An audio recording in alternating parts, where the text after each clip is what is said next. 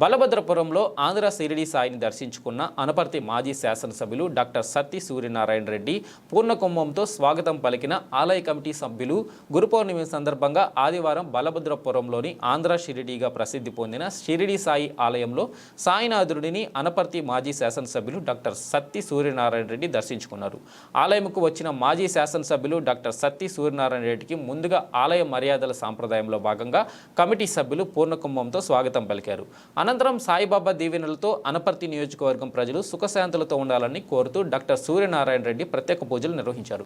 ఈ కార్యక్రమంలో ఆలయ కమిటీ చైర్మన్ శ్రీ సబ్బెళ్ల పురుషోత్తం రెడ్డి గారు, కమిటీ సభ్యులు శ్రీ వెంకన్నబాబు గారు మరియు శ్రీ ఎల్ఐసి శ్రీనివాసరెడ్డి గారు, పలువురు నాయకులు పాల్గొన్నారు.